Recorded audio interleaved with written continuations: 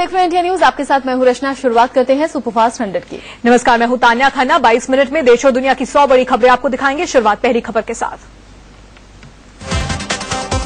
दिल्ली में हुए निर्भया रेपकांड को लेकर वित्त मंत्री अरुण जेटली ने विवादित बयान पर बवाल खड़ा कर दिया है। जेटली ने कहा कि दिल्ली रेप की एक छोटी घटना को दुनिया भर में बड़ा करके प्रसारित किया गया, जिससे पर्यटन को बड़ा नुकसान पहुंचा है।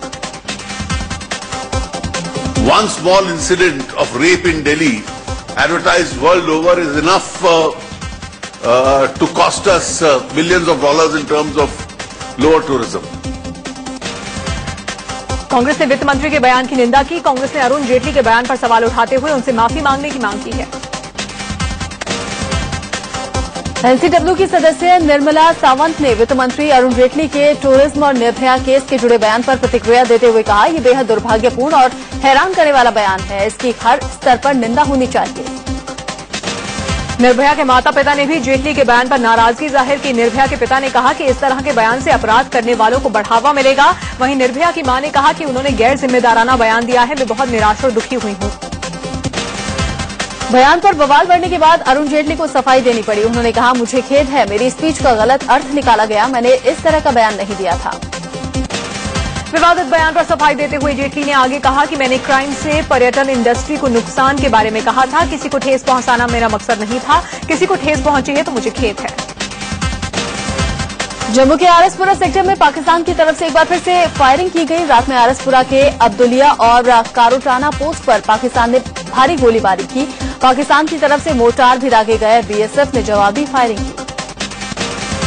पाकिस्तान की तरफ से हुई इस ताजा फायरिंग में एक नागरिक के घायल होने की खबर है। लगातार हो रही फायरिंग से इलाके के लोग दहशत में हैं। पाकिस्तान की नापाक हरकत से लोगों की नींद हराम हो गई है।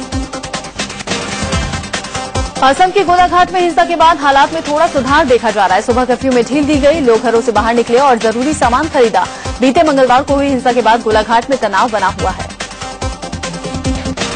गोलाघाट में सुबह सेना ने फ्लैग मार्च किया। पुलिस हालात पर नजर बनाए हुए है। हालात सामान्य होने पर चप्पे चप्पे पर पुलिस की तैनाती रहेगी। सेना की गाड़ियां शहर के कोने कोने में घूम रही हैं। गोलाघाट में सुबह सेना ने फ्लैग मार्च किया। पुलिस हालात पर नजर बनाए हुए है। हालात सामान्य होने पर चप्पे चप्पे पर पुलिस की तैनाती रहेगी। सेना की गाड़ियां शहर के कोने कोने में घूम रही हैं। गोलाघाट में सुबह सुबह पेट्रोल पंपों पर लोग देखे गए। कर्फ्यू में ढील के दौरान लोगों ने गाड़ियों में पेट्रोल डीजल भरवाया। 19 अगस्त को हुई हिंसा के बाद हालात धीरे धीरे सुधर रहे हैं। इससे पहले असम के मुख्यमंत्री तरुण गोगोई ने गोलाघाट हिंसा की न्यायिक जांच के आदेश दिए। पुलिस ने निहत्ती भीड़ पर गोलियां भी बरसाई थी, जिसकी जांच ये आयोग करेगा। गोलाघाट हिंसा में अब तक 9 लोग मारे जा चुके हैं। असम के हालात को लेकर केंद्रीय गृह राज्य मंत्री किरण रिजिजू ने असम के सीएम तरुण गोगोई और नागालैंड के सीएम टीआर ड्रेलियन के साथ बैठक की। दोनों मुख्यमंत्रियों ने कहा कि हालात को काबू करने की कोशिश की जा रही है। हापुड़ के बहादुरगढ़ गांव में 2 गुटों के बीच संघर्ष के मामले में तूल पकड़ लिया है। हंगामे और आगजनी के बाद पुलिस ने 7 लोगों को गिरफ्तार किया। बहादुरगढ़ गांव को 3 सेक्टर्स में बांटकर पुलिस बल को तैनात कर दिया गया है और वहां धारा 144 भी लगा दी गई है। मामले को गंभीर होता देख मौके पर आला अधिकारी भी मौजूद हैं। मेरठ, गाजियाबाद और बुलंदशहर से पुलिस फोर्स को बुलाया गया है। इसके अलावा 2 पीएससी प्लाटून की भी तैनाती कर दी गई है। पुलिस के आला अधिकारी हालात पर नजर बनाए हुए हैं। 15 अगस्त को एक कॉलेज में छात्रा के साथ छेड़छाड़ के मामले में गुरुवार को बवाल बढ़ा। कहासुनी के बाद मामले ने तूल पकड़ा तो मारपीट शुरू हो गई। इसके बाद लोगों ने कई दुकानों और घरों को आके हवाले करना शुरू कर दिया। लोगों के बवाल करने पर 6 लोग घायल भी हुए हैं। बताया जा रहा है कि छेड़छाड़ की शिकायत कॉलेज प्रशासन से की गई थी, लेकिन कोई कार्रवाई नहीं हुई। इसके बाद पुलिस को भी इसकी सूचना दी गई।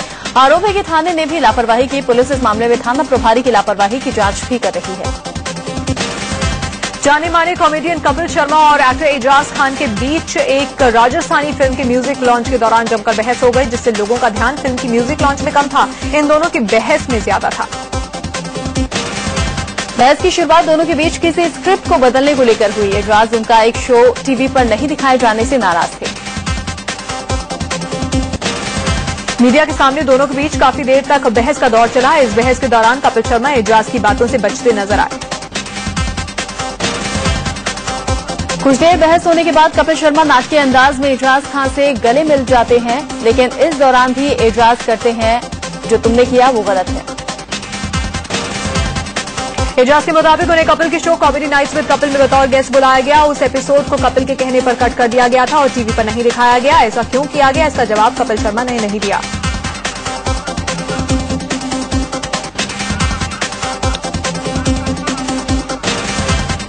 केंद्रीय गृह मंत्री राजनाथ सिंह आज यूपी के गोरखपुर जाने वाले हैं। राजनाथ सिंह सूबे में बाढ़ प्रभावित इलाकों के हालात की समीक्षा करेंगे। इसके बाद वो बहराइच, बलरामपुर, गोंडा, सिद्धार्थनगर और बस्ती जिले का हवाई सर्वेक्षण करेंगे।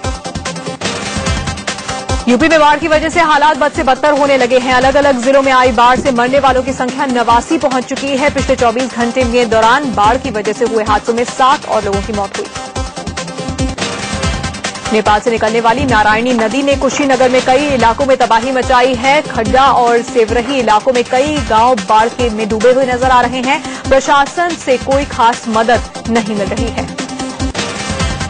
दर्जनों गांवों पर बाढ़ का कहर साफ देखा जा रहा है। लोग प्रशासन से उम्मीद लगाए बैठे हैं।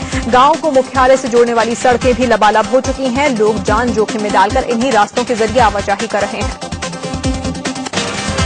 यूपी के बहराइच में भी बाढ़ ने रेलवे लाइन को ध्वस्त कर दिया है। बहराइच से मौलानी जाने वाले रूट पर करीब 500 मीटर तक रेलवे लाइन उखड़ चुका है। हालांकि रेलवे इस लाइन को जल्द चालू करने की जद्दोजहद में लगा हुआ है।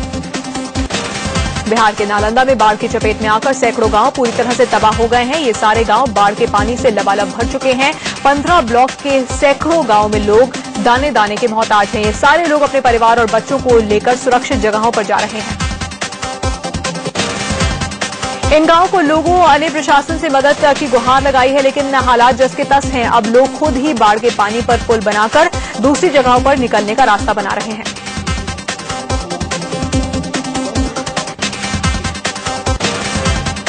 अरुणाचल प्रदेश के कई इलाके बाढ़ की चपेट में हैं। लगातार हो रही बारिश से नदियों का लेवल बढ़ गया है और कई गांव पानी में डूब गए हैं।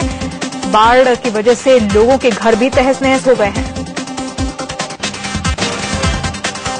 करीब 15 गांव में तबाही का मंजर नजर आ रहा है। सारे रास्ते नदी में आए सैलाब में टूट चुके हैं। पासी घाट और वहां पर जो पुल है वो पूरी तरह से तहस नहस हो चुका है।